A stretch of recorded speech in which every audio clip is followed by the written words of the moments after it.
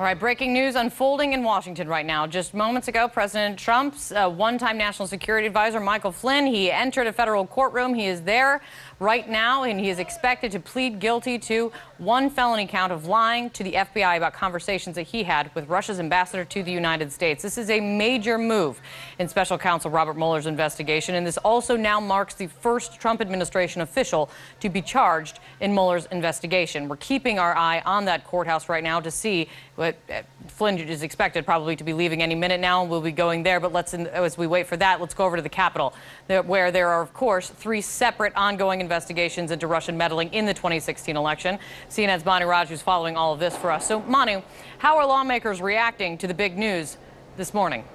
Well, you're hearing more Democratic reaction than Republican reaction at the moment. Democrats saying this raises significant concerns about just who directed Michael Flynn to do what, and they say this really shows a good reason why the special counsel's investigation should continue unimpeded. Now, Dianne Feinstein, who's the top Democrat on the Senate Judiciary Committee, just put out a statement saying this: it's critical that we determine whether Flynn spoke with the Russians on his own initiative and who knew and approved of his actions. This is just one more proof point that these investigations must be allowed to continue without interference. Now, Kate, I also spoke with Tim Kaine, who was Hillary Clinton's vice presidential running mate last year, and he recalled all those instances of Michael Flynn saying, lock her up, referring to Hillary Clinton during the campaign season. I asked him for his reaction. This is what he said. Not surprised. Yeah, not surprised. Why do you say that? Well, I think at least the quick report of the charge, it seemed obvious to me that he had made a lot of misstatements to a whole lot of people. And the frightening thing is this guy was the national security advisor of the United States and the key, foreign policy advisor to the president. Now, Republicans, on the other hand, have not been as vocal, including the Senate Intelligence Committee Chairman Richard Burr, who had tried to ask about the Flynn news as well. He did not want to comment on that.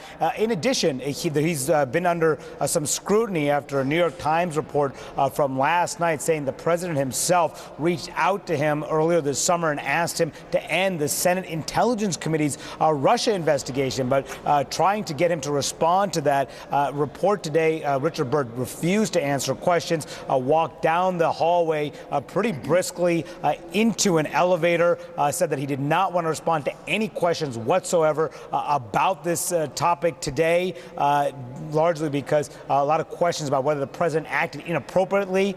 Burr had told the Times that he just saw it as someone who's a newcomer to politics more than anything else, but a lot of questions about that and what that means for the investigation going forward, Kate.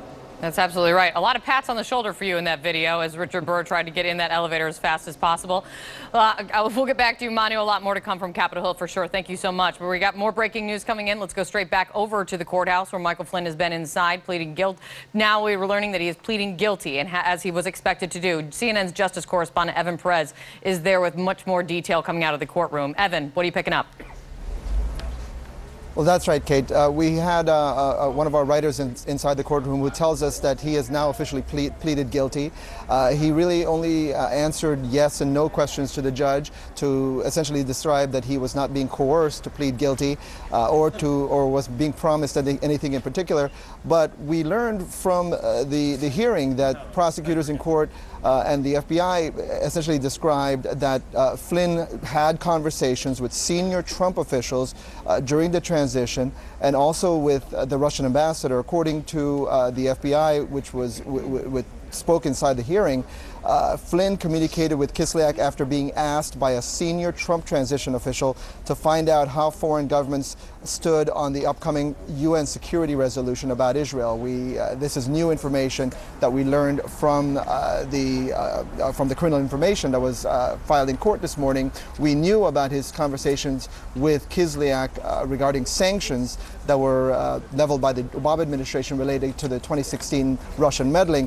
What was new in these documents was the additional conversations with the Russians about the UN security resolution over Israeli settlements. If you remember, the Obama administration decided for the first time in a long time to abstain from that vote, which was, of course, a very controversial thing, very unpopular with the Israelis. And they had reached out to the Trump administration to try to get some intervention.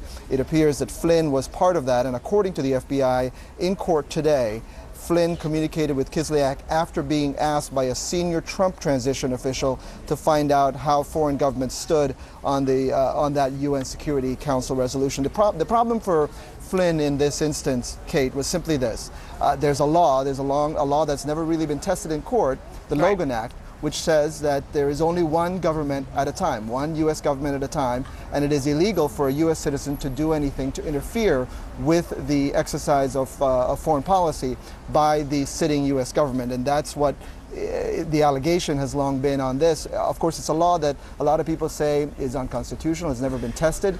In court today, we're learning that that is at least part of what was at play here for prosecutors in the U.S. in the special counsel's office, Kate. So now, Evan, we know that he has pleaded guilty, or this new information is coming out. Do we know? Is the hearing with the judge over? Do we know? We know that the hearing is wrapping up, and we expect that he's going to be leaving the courthouse any time now. We see a vehicle that we expect he's going to go get into, sitting here waiting. So he's making his way down here. We expect that at any moment he might be exiting, and of course we'll try to see if he wants to answer any questions. Don't hold your breath on that. I will not. That is for sure, Evan. But nonetheless, always try. We'll get back to you, Evan. Thank you so much. With me now, with more on these developments. Back with me is Michael Moore, former U.S. attorney, and Jeffrey Toobin, CNN's chief legal analyst and former federal prosecutor. Jeffrey, just on this new information that is coming in from inside the courtroom, some answers to some of the questions Gloria actually posed. Who directed Flynn to have these conversations, or was he freelancing? Well, according to prosecutors, according to the FBI, a Trump transition official directed Flynn to have these conversations, these previously unknown discussions, specifically between the Russian ambassador and Michael Flynn about that UN Security Council vote. That was not known before. It is now. That's coming out in this hearing. Your reaction to all this? Well, you know, that's only the beginning of what we need to know about these conversations. Yes, he was told to have these conversations by a Trump transition official. Who was it? And then, perhaps more importantly, who did he tell about those conversations? These are certainly presidential level, this is presidential level information. So it is critical to know whether he shared this with the president. Actually, of Jeffrey, what he told. Just as you're asking that, my producer's handing me more information that's coming out from the courtroom that gets to exactly what you're asking. From inside the courtroom, the prosecutor's statement in court, and I'll read it to you. This is fascinating. On December 29th, Flynn called senior Trump transition team at Mar-a-Lago to discuss conversations with Kislyak. There were multiple conversations with the transition while he was having conversations with Kislyak about Russia sanctions and the Russian response. The prosecutors did not name who these transition officials were, though. Fascinating. I mean, we're getting piecemeal information about what went on here. I think it is critical to find out why he had these conversations, at whose direction. Did anyone know that he was going to lie to the FBI? Did anyone know he was even going to be interviewed by the FBI? And what did he tell people? And did he tell the president or the president-elect about these conversations? I mean, this has to be done in an orderly way. Yeah. Sorry? We're getting these little bits, but it raises many more important questions. Yes, it certainly does. We're agreed about that. We can always agree on that. Michael, something that I'm kind of wondering as all of this is playing out, we're getting more information from the courtroom about what the FBI knows, and what is in this plea. Why would prosecutors cut the deal with him? Well, they're trying to get more information on people perhaps involved either in a cover-up or an obstruction or a violation of the Logan Act or whatever theory that Bob Mueller is moving forward on. You know, the hearing that took place today is a very simple hearing. And it's just to come forward and say, yes, based on this indictment, which is basically a page-and-a-half charging document. It's an information, not an indictment, that, you know, I did those things. And the prosecutor has to set out how they believe the government would prove that and why, in fact, these are lies and how they know that's a lie. But they're not telling the whole story. They're not under any duty while they're in the courtroom to talk about other aspects of the investigation or other statements that Flynn might have made about conversations with Donald Trump or other statements he might have made about Paul Manafort. This is a fairly limited information, charging document that sets forth several ways which they allege that he committed a violation of federal law. And so they're simply giving us some information to support moving forward and to support the court accepting this plea. So we really don't know what else is out there. But I can tell you that having looked at this and been involved in plea negotiations for some time, that this tells me that Bob Mueller's team has gotten some information from Michael Flynn that they believe to be critical in their investigation going forward. Now, whether that's an investigation against Trump, whether that is an investigation on Jared Kushner or Little Don or Manafort or whoever it is, then it tells me that they believe that he's got credible information that is essential for them to give him this type of plea.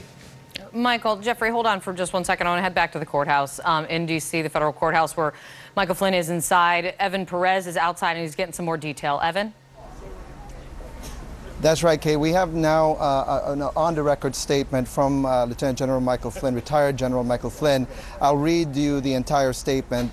He says, after over 33 years of military service to our country, including 5 years in combat away from my family, and then my decision to continue to serve the United States, it has been extraordinarily painful to endure these many months of false accusations of treason and other outrageous acts. Such false accusations are contrary to everything I've ever done and stood for, but I recognize that the actions I acknowledge in court today were wrong, and through my faith in God, I am working to set things right.